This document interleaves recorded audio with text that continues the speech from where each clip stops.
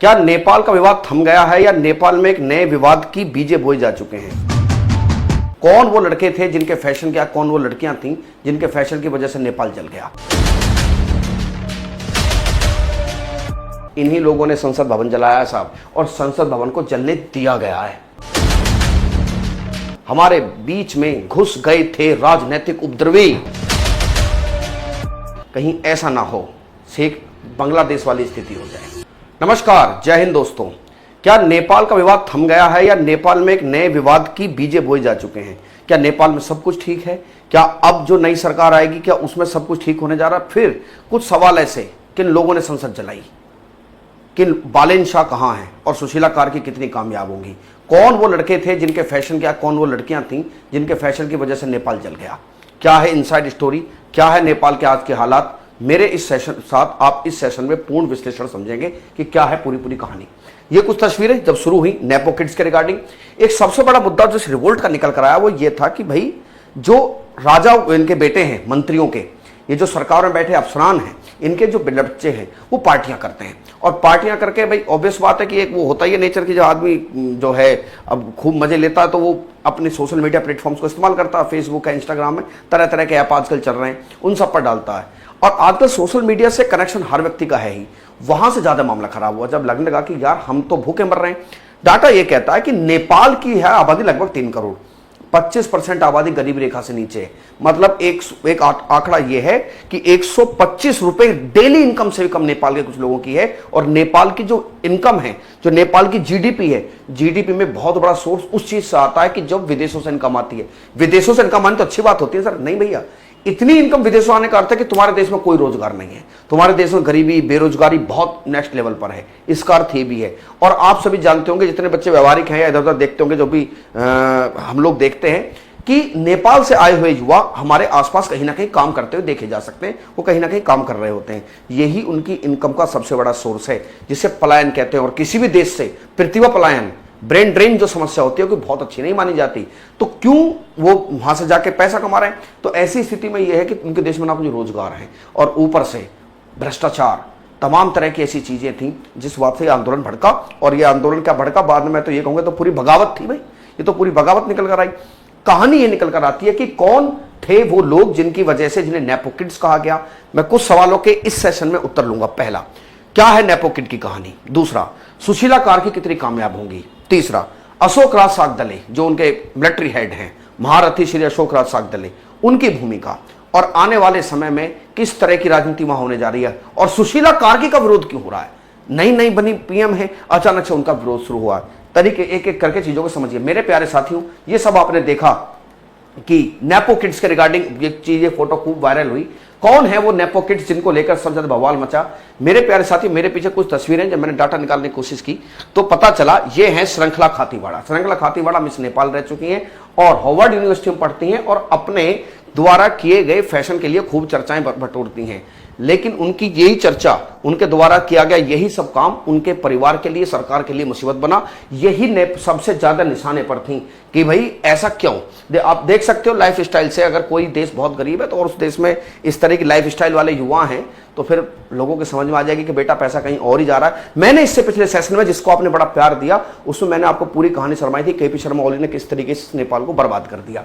और कौन है इस कैटेगरी में जो इस तरीके से हैं? ये देखिए, ये है सौगत थापा, कानून मंत्री के बेटे हैं। इन्हीं के केस में एक चीज बड़ी वायरल हुई, जब उपद्रवियों ने, आंदोलनकारियों ने या बगावतियों ने, मैं 3 शब्द इस्तेमाल कर रहा हूं क्योंकि अब तो खुद जिसको जैनजी मूवमेंट कहा जा रहा था, वो लोग खुद कह रहे हैं कि हमने तोड़फोड़ नहीं मचाई, हमारे बीच में घुस गए थे राजनीतिक उपद्रवी, उन्होंने तोड़फोड़ मचाई। ये बात मैंने आपसे उस दिन भी कही थी कि संसद भवन को जलाना, सुप्रीम कोर्ट को जलाना, ठीक है, सिंह भवन जो उनका सेक्रेटरीट की तरह था उसको जला देना, ये सब क्या है? मान लो मैं आंदोलनकारी हूं तो मैं तो उन डॉक्यूमेंट्स को बचाऊंगा, क्योंकि मुझे पता है कि आने वाले समय में इन्हीं डॉक्यूमेंट्स के दम पर मैं तुम्हें फंदा कसूंगा। कौन थे वो लोग जिन्होंने ये सब, और फौज क्या कर रही थी? पूरी कहानी समझते मैं आपको एक एक कनेक्शन बताऊंगा और आपको एकदम क्रिस्टल क्लियर होंगी। ये है सौगत थापा, अपने लाइफ स्टाइल के लिए जाने जाते हैं, जाने क्या जाते हैं, इन्होंने बेड़ा गर्क कर दिया। और एक बड़ी वायरल हुई थी वीडियो जब इनके शूज को लेकर आंदोलनकारी जो हैं छत पर खड़े हुए हैं और वो इनके जूतों को लूट रहे हैं, ठीक है। एक और नाम इसमें बड़ी चर्चाओं में रहता है, वो था जयवीर सिंह देवबा कौन है? इनकी पत्नी है जयवीर सिंह देवबा, और उनकी पत्नी जयवीर सिंह देवबा शेर बहादुर देवबा के क्या हैं? उनके बेटे हैं, ये उनके पुत्रवधू हैं। ये लोग निशाने पर थे, और इन लोगों की सोशल मीडिया प्लेटफॉर्म में जो इनकी हाईलाइट होता था, इनका फैशन, उसकी वजह से खूब उपद्रव में या इस कहानी में कैटलिस्ट का काम किया गया। और मेरे हिसाब से मुझे ऐसा लगता है कई बार इसके अलावा उनके पास विकल्प भी नहीं बचा था। लेकिन अब मैं आता हूं उस कहानी पर जिस कहानी में दिमाग लगाने की जरूरत है दोस्तों, दिमाग लगाने की जरूरत है। आइए, आप सबको यह पता होगा सुशीला कार्की जी का नाम आगे बढ़ा। ये हैं बालेन शाह, काठमांडू के मेयर, जिन्होंने किसी पार्टी से टिकट ना लड़कर खुद टिकट लड़ा। बड़े फेमस चेहरा हैं रैपर बालेन शाह। सुशीला कार्की जी के नाम पर सहमति बनी। अब सवाल यह है, बहुत लोगों ने यह कहा कि सुशीला कार्की को पीएम क्यों बनाया? अंतरिम सरकार जिसे कहते हैं, अंतरिम का मतलब होता है नॉट अंतिम, अभी फाइनल सरकार आएगी, चुनाव होगा तो उसके बाद फाइनल सरकार आएगी, सभी राजनीतिक पार्टियां अपनी जोर आजमाएंगी। सवाल यह उठता है कि सुशीला कार्की जी के नाम पर सहमति क्यों बनी? क्या बालेन शाह एक त्यागी व्यक्ति हैं? क्या बालेन शाह कितने बड़े आदमी कि छोड़ो जाने तो मुझ पर राज सत्ता क्या फर्क पड़ता है, उम्र मेरी 35 साल है, ये आंदोलन युवाओं का था और मैं युवाओं को समर्पित कर देता हूं, मुझे तो नेपाल की भलाई से मतलब ये आपके अंदर हो सकता है।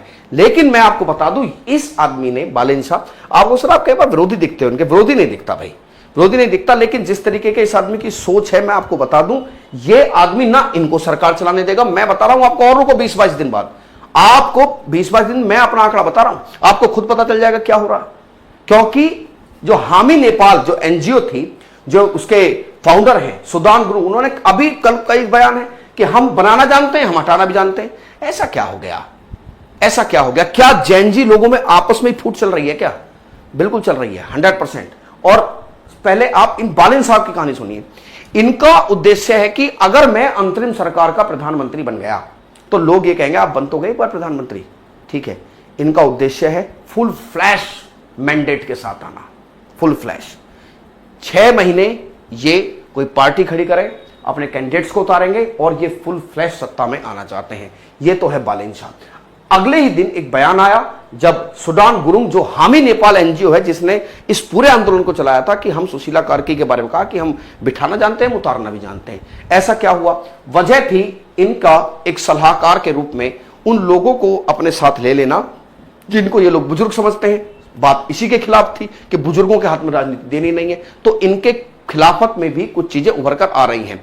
दूसरा, एक चीज बड़ी अजीब है, आप वो ध्यान से सोचो कि राजनीति चलती कैसे है। युवाओं का जोश और बुजुर्गों का अनुभव, बिना अनुभव के राजनीति हो सकती है? बिल्कुल नहीं हो सकती।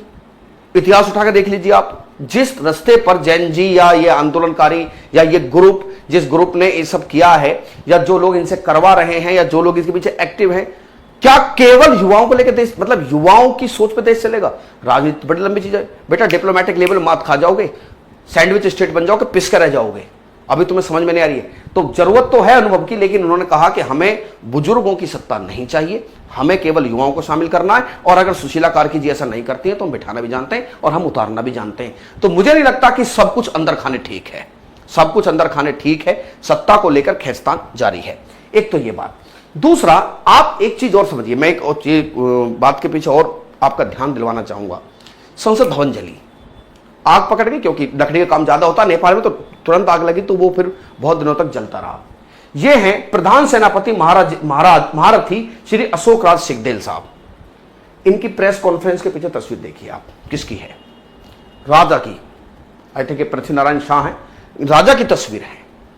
ये राजशाही समर्थक, मतलब लोग कह रहे हैं कि ये राजशाही के समर्थक हैं। इनके पीछे तस्वीर देखिए। और अब मुद्दे पर यह आना है वापसी हमें, भाई साहब, जिस सुप्रीम कोर्ट से, जिस संसद भवन के नजदीक सेना का मुख्यालय था, वो संसद भवन जला किसने दिया? संसद भवन के जलने से क्या लकड़ी का नुकसान हुआ है? नहीं। All the document finished, supreme court, all the document finished, secretariat, all the document finished. अब आप मुझे ये दिमाग से सोचकर बताइए, बहुत छोटी सी बात है, कौन चाहेगा कि सारे डॉक्यूमेंट फिनिश हो जाएं? वो जो सत्ता में आने वाले हैं या वो जो सत्ता से जा रहे हैं? तो ये जो युवाओं के ऊपर लोग कह रहे हैं कि इन्होंने नेपाल में बहुत गड़बड़ हुई है, नेपाल में बड़ा नुकसान हुआ है, होटल हिल्टन जैसे पता नहीं कितने घर, होटल जलाए, कितने घर जला दिए, अरबों खरबों का नुकसान है। ना भाई साहब, नहीं। ये इन्हीं के जो कम्युनिस्ट सत्ताधारी लोग हैं, देख लेना आप, ये रिपोर्ट आएगी एक दिन, आप पढ़ लेना इस चीज को, ये आएगा कुछ दिन पीछे फ्लैश होगा। इन्हीं लोगों ने संसद भवन जलाया है साहब, और संसद भवन को जलने दिया गया है ताकि सब खत्म हो जाए। पुराने पाप साफ, नए पाप उनकी सजा मिलेगी नहीं, क्योंकि पुराने पापों के एविडेंस नहीं है। जिनको नए पाप करने हैं वो करिए या मत करिए, स्वर्णिम नेपाल बनाइए, वो आप जाने, आपका काम जाने।